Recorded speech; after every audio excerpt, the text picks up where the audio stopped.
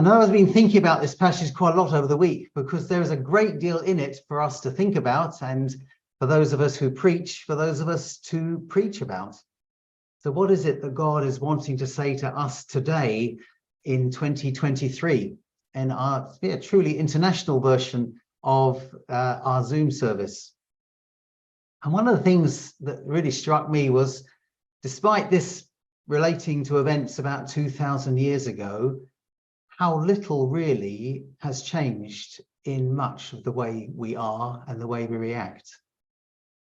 We have got a slightly unusual household. Who's actually in charge of this household? Is it Martha? Is it Mary? Or is it Lazarus? Maybe Lazarus is a younger brother, a boy. Perhaps Lazarus is not able to, he's disabled and not able to be considered the head of the house. There's a strange setup there, but we see Jesus love them. We see a death that happens. And death is still the big thing which can cause more emotions in many of us than other things. We see the bewilderment and the grief that goes with this death. We see the anger. We see the questions, all legitimate. Mary and Martha were right in their claim to Jesus, or was it an accusation? If you'd been here, Lord, my brother would not have died. And we see again the mystery of God, Jesus choosing to wait 2 days, and his disciples not really understanding even then what was happening. It's that waiting 2 days, or was it 2 days, which I do find intriguing. My idea of an ideal God is one that would hear me and act straight away. A little bit like Daniel. Those of us who have been reading Daniel recently will have known Daniel saying, "Listen, Lord, hear, Lord, act." There are times when that waiting is so difficult. I was thinking about Mark's gospel and that wonderful account of the disciples rowing against the wind. And in fact, the wind becomes a storm. And Mark, in the detail that he puts in his passages, say, and Jesus was asleep with his head on a cushion. I was recently invited to meditate on that passage as part of a retreat with a group of other people. And my questions were, should I have woken up Jesus earlier? Should I have, if I was with the disciples in the boat, should I have? But I think the challenge came to me from the person that said, if I was in the boat with Jesus, I think all I'd have done is gone and curled up beside him and fallen asleep too. What a wonderful act of faith. And we have so often in our lives, don't we, wonders and questions. Why do things happen? Why is God not acting? And it's not new. Mary and Martha wondered, perhaps raged. Why didn't God act? And so I think we are invited to be ourselves and to recognize, but to go beyond that, because rage does burn out, to rest with Jesus, which is what I think this passage is pointing us to. I'm not going to invite you to read any more, Jenny. It was a very long passage, but if you'd continued on a little bit more, we'd seen that the family threw a party of celebration to thank Jesus for what he did. And we read that Lazarus reclined at the table next to Jesus, maybe similar to at the Last Supper, the disciple whom Jesus loved, reclining next to and near Jesus.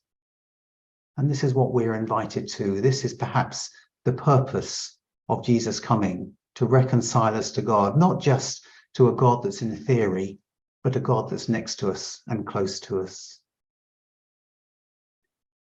So how would we be if we were Lazarus? Now, this is a question that no one's got any answers to, but it's one that's exercised me.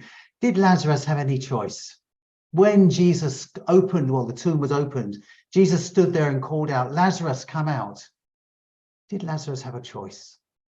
Could he have just stayed there?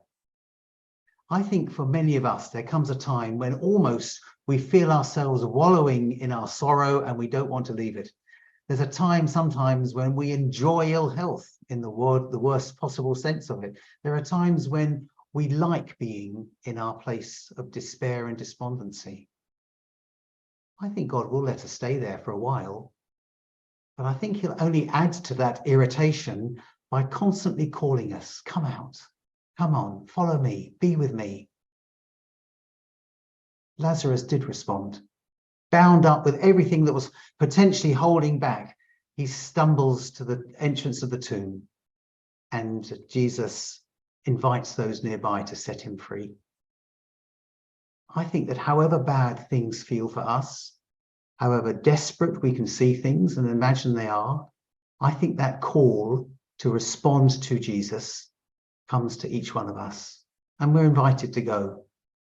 We're invited to get up, leave where it's difficult, and be with Jesus. Sure, we'll need other people. We'll need people to help remove from us the stench of the things which are holding us back. Poor old Lazarus was raised from the dead, and so disturbing was this sign to the authorities that they put him on a hit list. And yet Lazarus did have to die again. But this death in Jesus Christ can only be turned to life. Jesus is the resurrection and the life. I think we need to recognize that we are called not just to a resurrection like Lazarus has, one which will end in death, but to the life that Jesus offers.